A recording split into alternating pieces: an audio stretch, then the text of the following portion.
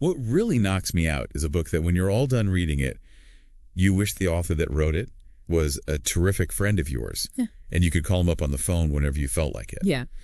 You sent over a stack of excerpts and analysis of The Catcher in the Rye. Okay. So today we're taking a deep dive into why J.D. Salinger's novel about a teenager named Holden Caulfield still resonates with readers decades later. And what makes this book so impactful? Well, it's interesting that you start with that quote. Yeah. Because that's how a lot of people feel about Holden Caulfield. Right. Even if he is kind of a mess. Right. Salinger really nailed that feeling of teenage angst and isolation. Yeah. Which is probably why people still feel so connected to him. It's true. He can be a bit much sometimes. Yeah. But you're right. There is something magnetic about him. For sure. Maybe it's that conversational style, that stream of consciousness narration. Yeah. It's almost as if he's talking directly to you. It's very deliberate on Salinger's part. This use of stream of consciousness. It pulls you into Holden's headspace, making you experience the world through his eyes. Right. And the way he uses slang like phony or crumb bum, it just adds to that feeling of authenticity. Right from the start, we get a sense of Holden's alienation. Yeah. He's been expelled from yet another prestigious school, Pensy Prep. Right. And he's clearly at odds with the adult world. Holden's expulsion isn't just about bad grades or rule breaking. Right. It's a symptom of a deeper disconnect. Yeah. He sees hypocrisy and superficiality everywhere. Uh-huh. And he rejects it vehemently. Okay. Remember his hatred for the word grand. Oh, yeah. It reveals his struggle with a world that prioritizes appearances over genuineness. It's as though he's constantly searching for authenticity. Absolutely. For real connections. Yeah. In a world that feels increasingly fake to him. And this search for connection plays out in his relationships. Okay. Or at least his attempts at them. Yeah. Think about his interactions with Ackley, his awkward dorm neighbor, or right. Stradlater, his roommate. Right. Who Holden sees as a shallow phony. Yeah. And then there's Jane Gallagher, Yeah. who seems to hold a special place in Holden's memory. She's the one he keeps thinking about, right? Exactly. He seems to idealize her, especially her unique way of playing checkers. Exactly. He reminisces about how Jane refused to move her kings just because she just liked the way they looked. This seemingly insignificant detail speaks volumes about Holden's longing for innocence and purity. Yeah. He sees something special in Jane, a kind of genuineness that he desperately wants to preserve. His interactions with Sally Hayes paint a very different picture, though. Yeah. Remember that disastrous date where he rants about their potential future together? Uh-huh. It's as though he's actively pushing away the very connection he craves. His outburst with Sally is less about her and more about his own anxieties. Yeah, okay. He sees their future as this predetermined path towards phoniness, a life devoid of meaning. Right. He's terrified of ending up like the phonies he criticizes. It's interesting how Holden seems to simultaneously crave connection and push people away. Right. It's like he's afraid of getting hurt or being disappointed. That's the paradox of Holden Caulfield. He desperately wants genuine relationships. Oh, wow. But his fear of vulnerability, of having his idealized vision shattered, Okay. leads him to sabotage those connections before they can truly form. It's a defense mechanism, but a self-defeating one. And this fear of vulnerability, this sense of being on the precipice of something dangerous, is symbolized beautifully in one of the most discussed passages of the book, Holden's fantasy about being the catcher in the rye. Yeah, that whole section where he imagines himself saving children from falling off a cliff in a field of rye. Right. People often interpret that as Holden wanting to stay a child himself, to escape the complexities of adulthood. It's a common misreading, but if you look closely at the passage, you realize that Holden's desire is actually to be a protector of innocence, a guardian figure. It's not about clinging to childhood. It's about shielding others from the pain and disillusionment he's experienced. And it's significant that Phoebe corrects him when he quotes the poem. Yeah. She points out that the line is, if a body meet a body, not catch a body. Right. It's like she's reminding him that he can't control other people's lives. Yeah. He can't force them to stay innocent. Exactly. Phoebe's correction is crucial. Okay. It highlights Holden's misconception about his role. He can't prevent others from experiencing the inevitable falls of life. He can't catch everyone. Which brings us to Mr. Antolini, Right. Holden's former teacher, who offers him some rather cryptic advice. Yeah. He warns Holden about a terrible fall and encourages him to find his place in the world. Mr. Antolini is a fascinating character. Yeah. He sees both Holden's potential and his self-destructive tendencies. His advice is open to interpretation. Okay. But it clearly has an impact on Holden, as evidenced by the fact that he keeps the note with Mr. Antolini's words. There's also that unsettling moment where Holden wakes up and finds Mr. Antolini patting his head. It's left ambiguous whether Mr. Antolini's intentions are innocent or something more sinister. That ambiguity is important. Right. It adds another layer of complexity to Holden's already fragile emotional state. Yeah. He's constantly searching for guidance, Yeah. for genuine connection. Right. But he's also wary of being taken advantage of being misunderstood. Holden's encounters with adults throughout the novel often leave him feeling disillusioned. Yeah. They represent the phoniness he despises or fail to provide the support he needs. This reinforces Holden's sense of isolation and reinforces his belief that the adult world is a minefield of hypocrisy and disappointment. Right. His cynicism becomes a shield, a way of protecting himself from further hurt. But even within that cynicism, there are glimpses of hope. Yeah. Moments of genuine connection, like his conversation with the nuns he meets on the train. That scene is particularly poignant because it shows Holden's capacity for empathy and intellectual engagement. Right. He has a genuine conversation with one of the nuns about literature, about Romeo and Juliet, a topic he wouldn't normally discuss with most adults. It's like he recognizes a kindred spirit in the nun. Exactly. Someone who sees the world differently, who values authenticity over appearances. And those fleeting moments of connection, however brief, offer a glimmer of hope amidst Holden's otherwise bleak outlook. Okay.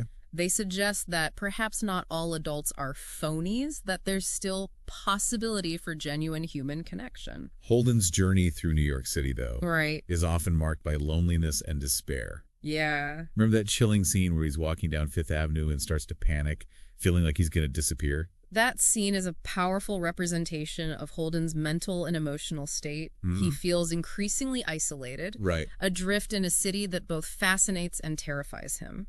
His repeated plea to his deceased brother, Ali, "Don't let me disappear," speaks to his deep-seated fear of losing himself, of becoming another nameless face in the crowd. His encounter with Sonny the prostitute is another example of his desperate search for connection, albeit a misguided one. It's a disturbing scene, Yeah. but it reveals Holden's vulnerability and his longing for something more than just physical intimacy.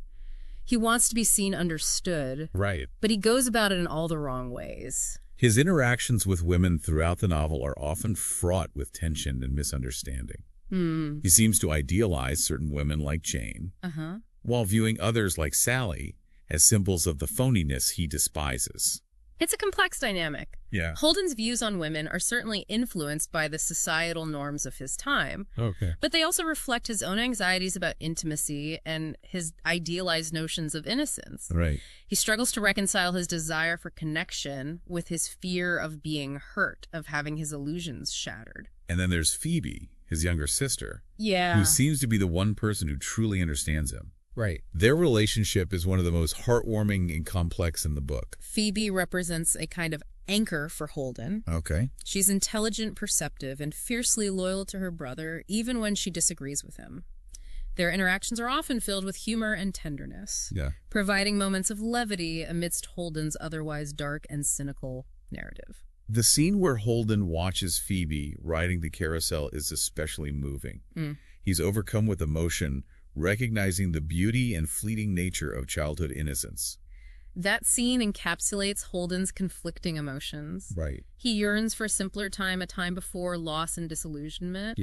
But he also recognizes that he can't hold on to the past. Holden's preoccupation with the ducks in Central Park is another example of this longing for a simpler time.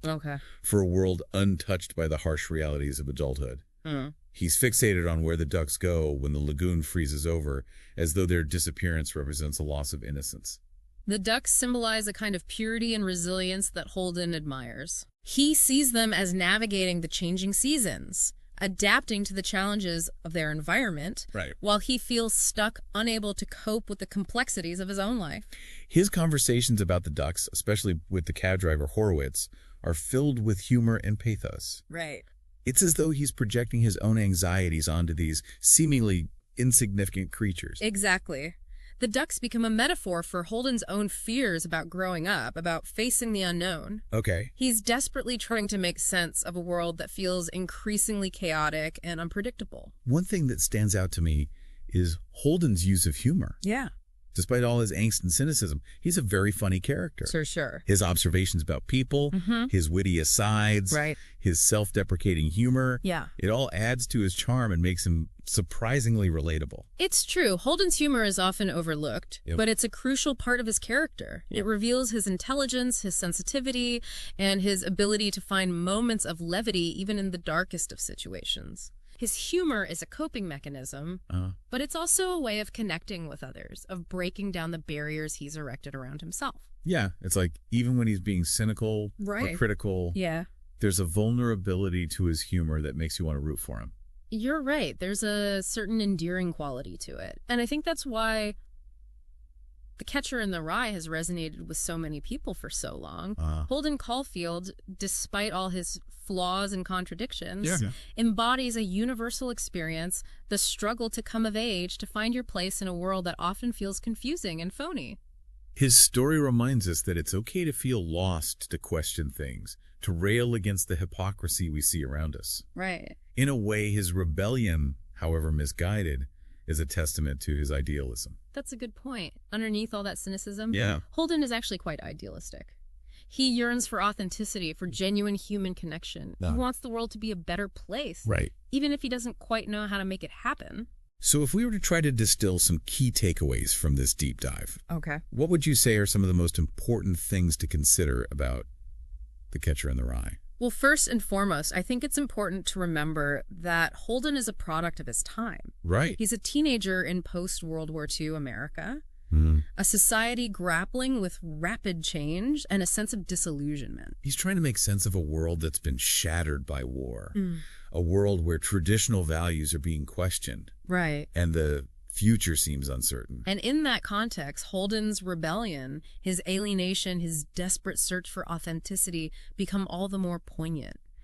He's a voice for a generation grappling with the complexities of coming of age in a world that feels both exciting and terrifying. His story also speaks to the enduring power of literature. Absolutely. Even though The Catcher in the Rye was published over 70 years ago, it still resonates with readers today because it deals with universal themes of identity, belonging, and the search for meaning. And it does so in a way that's both raw and honest. Holden's voice, that stream of consciousness narration, cuts through all the pretense and gets to the heart of what it means to be human, to feel lost, to yearn for something more.